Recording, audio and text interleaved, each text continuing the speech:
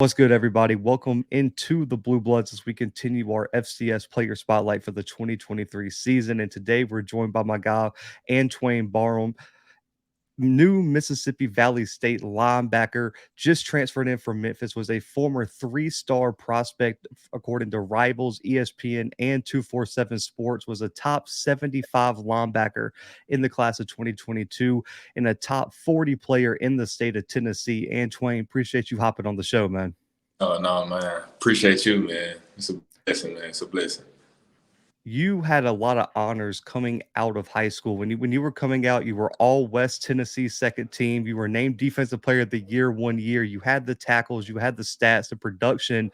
What was your overall recruiting process like coming out of high school?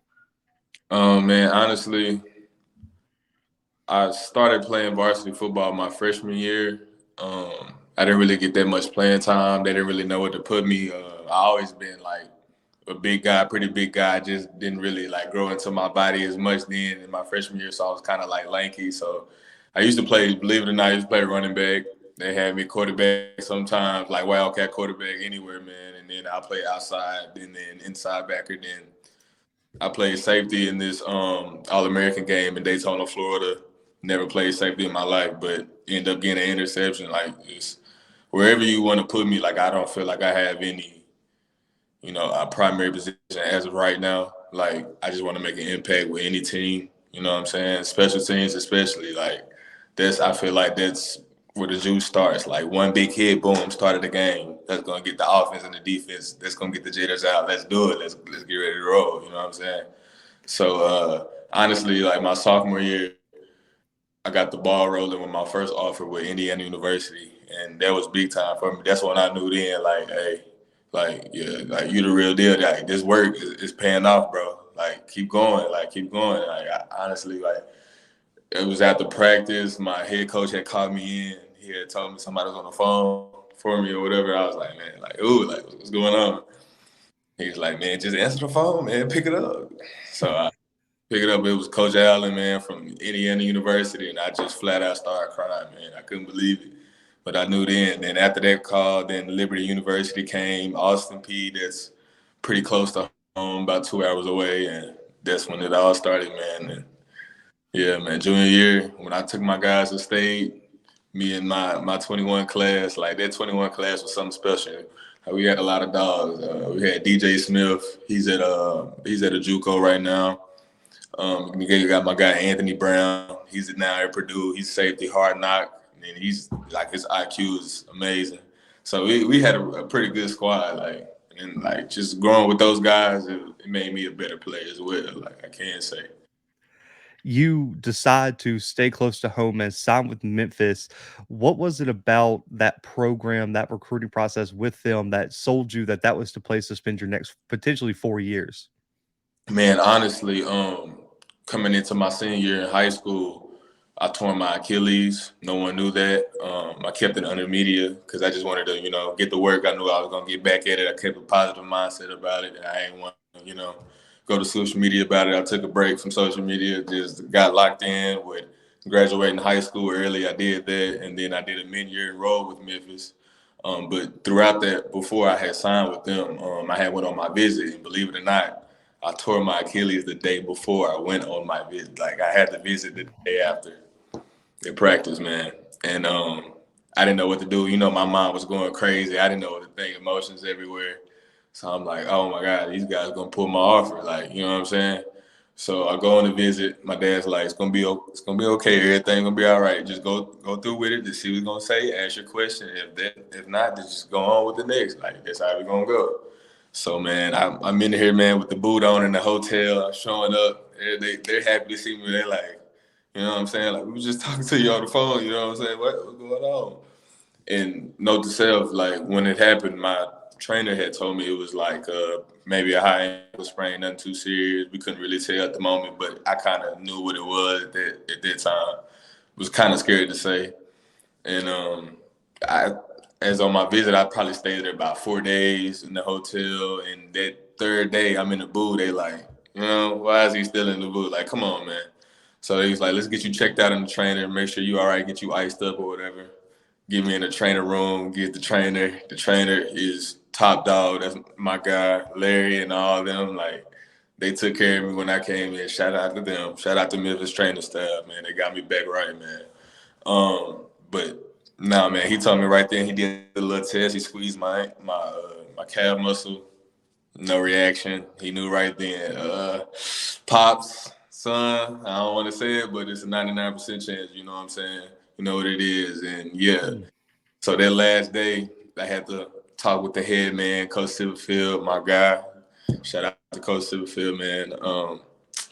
He told me straight up, he was like, regardless of what this is, if it's a season injury, you know what I'm saying, we're still rocking with you. Like, your offer still stands with us.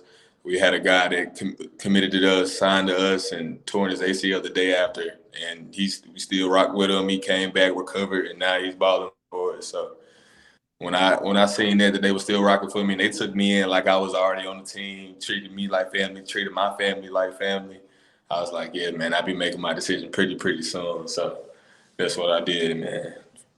Shout out to that staff because I think both of us have heard, and people watching this have probably heard horror stories of guys who had offers and had a spot in this class, and one injury, one misstep, and the offer's gone, or they're offered a PWO or something like that. So shout out to the Memphis staff. But you're overcoming an injury. You see action, I believe, in one game last year against a really good Tulane team. Looking across your journey, what was your biggest learning experience as a true freshman? Honestly, man, the consistency. You got to keep going no matter what. Like, you can't get complacent. You cannot get complacent, man. And I say it as a young kid coming in at 17 years old, it's pretty easy to get complacent.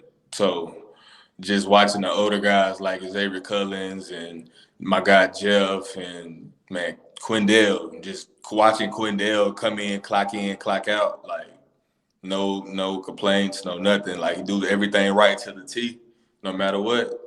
On and off the field, that's when I knew then, like, this is about business, man. This ain't fun.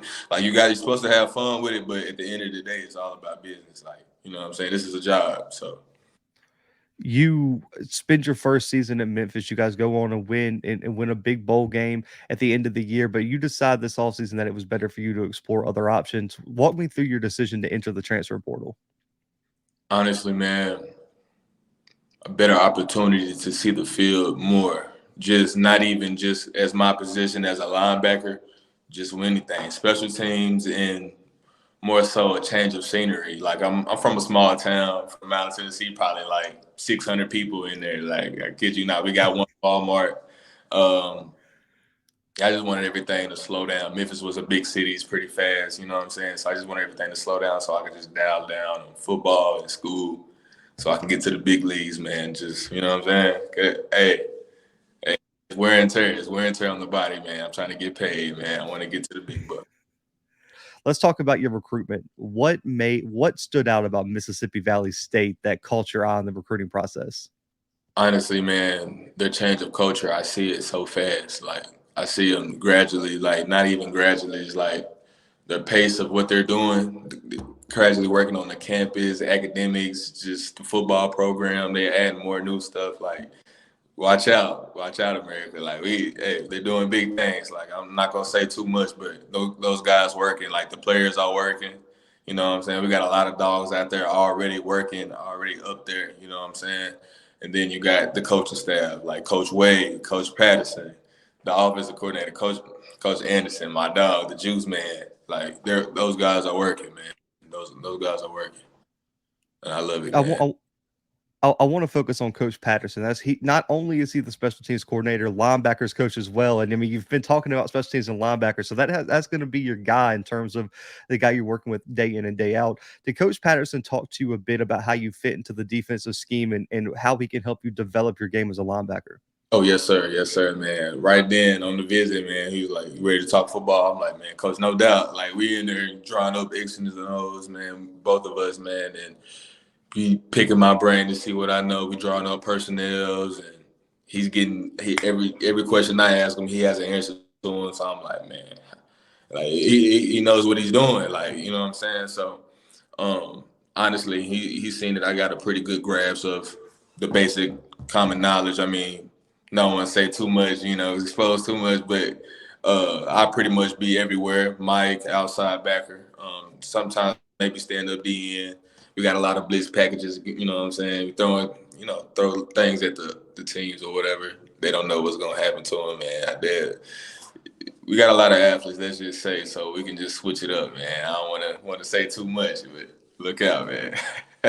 I think one of the big changes when you look at, I mean, listen, my guy Coach Anderson doing the huge things in terms of the recruiting coordinator, but one thing they seem to put an emphasis on is recruiting the Memphis area and recruiting just Tennessee in general. I mean, there's, I want to say 6 or 7 guys now from Memphis or close to Memphis area that have signed with Valley. When you look at that, how much of a role did that play in your recruitment, knowing that you were going to have some guys that you potentially could know or some people that you could relate to being from the same area? Honestly, man, it was great for me just seeing Aaron Webb, especially. That was big time for me seeing him. I was like, okay, they're doing things over there. They opened my eyes a lot. And honestly, when I came down on my visit, I seen about 11 to 12 Memphis guys up there from Whitehaven, teams like those, high schools like those, man. And it's like, okay, we can do something right here. This is the down dirty. You know what I'm saying? The down dirty, the down south, gridiron to gridiron, smash mouth football team. Like, that's what I like.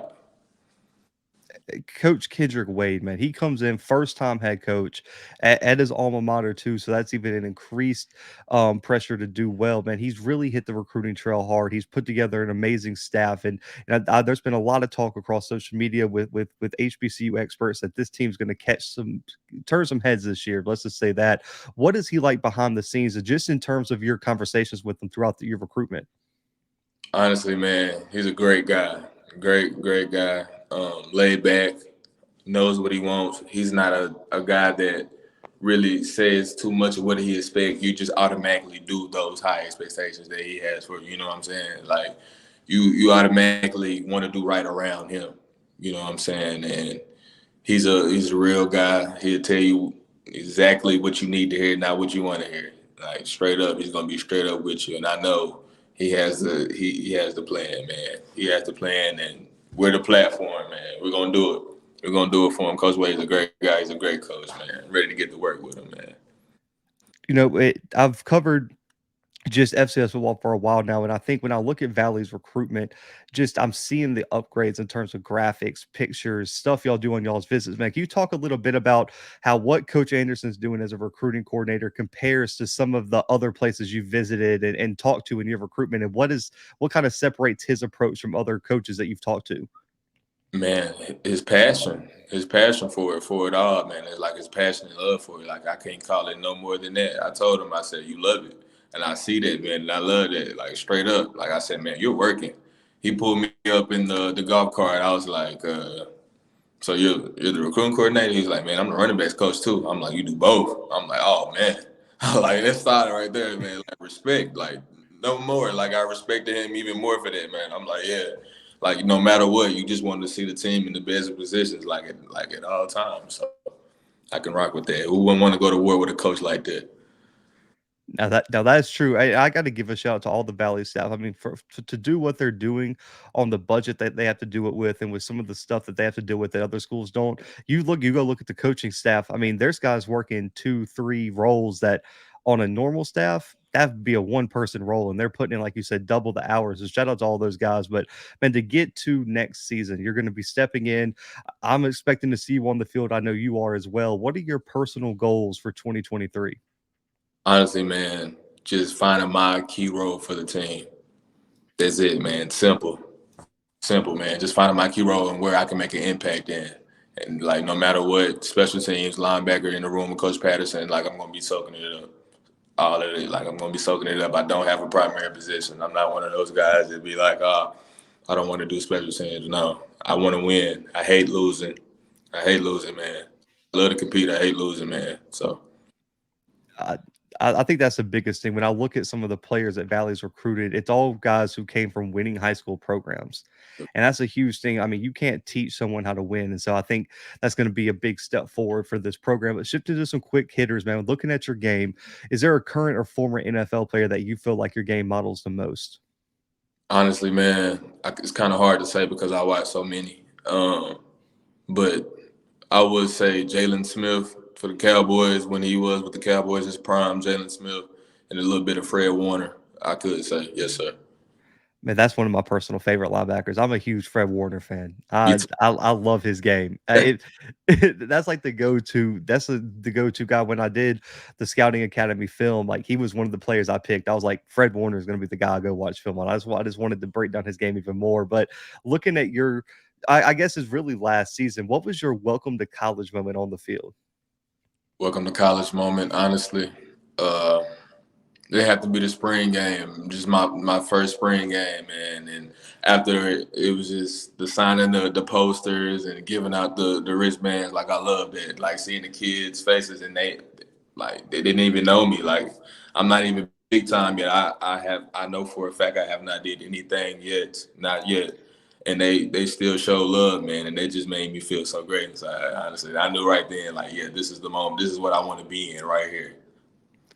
I love it. I know I saw it on your high school film a bit, and I could see it. Listen, after a big hit, you let them know that you gave him a shot, man. So I just got to ask, how big of a trash talker are you in between those white lines?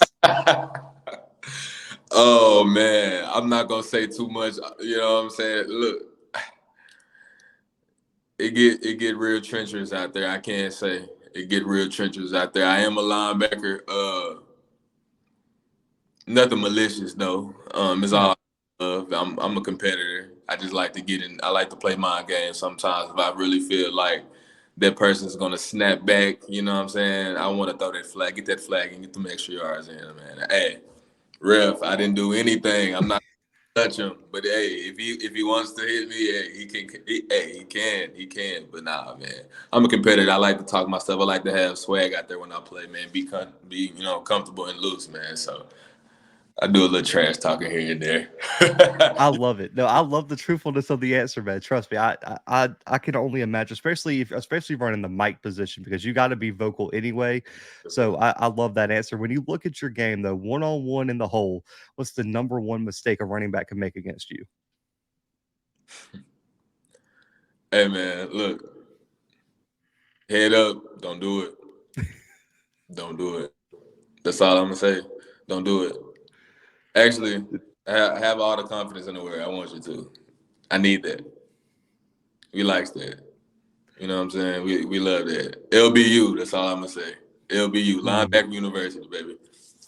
I love the answer. There's gonna be some you guys. There's a lot, and that's one good thing I know you're excited about. There's a lot of good running backs in the swag, so there's gonna be a lot of great one-on-one matchups. I know Jarvion over at Alcorn's doing his thing. There'll be a big game with Caleb Johnson returning to Face Valley, who just transferred to PV. So I know, and then even in practice, man, I was talking to Coach Anderson. He's very, very confident in that running back room. So I just know how competitive those practices are going to be between you guys and his running backs. But I was looking at your high school film. You did excel in coverage a lot at the high school level. When you look at just your game, what's your favorite coverage to run? Favorite coverage to run, honestly, man. When it's down to the wire, just straight up man. Honestly, man. Like I feel like going through Memphis. Maybe in high school, I gradually, came on with my coverage or whatever, but it wasn't as good. I know that for a fact. Memphis has perfected that a little bit more. Um, so now, yeah, my coverage is just anything. Like I will guard it a back from the inside, from out. Like it doesn't matter. Like it doesn't matter. That I know. Listen, I know your coach is gonna be watching this excited because there is not many linebackers who are ever gonna say, "Man," they're like, "Put me in zone. I don't want to be one on one with anybody in the open field." So that's a very unique answer. But looking at just the schedule this year, man, is there a game on Valley's schedule that you have circled as your statement game? Honestly, the first game. That's all I'm worried about, man. Focus on first game. Fair Um, enough. Chicago, man, can't beat that. I mean, it's Oh yeah. their stadium, so first game, man. That's it. You guys got lucky this year because you guys not only have that game, if I'm not mistaken, you guys go up to Indy to play the reigning HBCU national champions too in Central. And hey, Valley knocked them off last time, so I know that's going to be a huge game Yeah. with that one. Looking at your career, this you can pick some from high school and you can pick some at Memphis. Who are one or two of the best offensive players you've ever had to face? Offense, high school, I have to say Anthony Brown. Uh, Jack of all trades. You never know what you're gonna get out of him, honestly, because he's just as big as me, 6'1", 6'2", but he's more agile, more slender with his frame, so he can pull off a little more juke moves than I can. He can do a little shimmy. Might jump over you. You never know. Like he's an athlete. Like you never know what you're gonna get out of him. And I say in Memphis.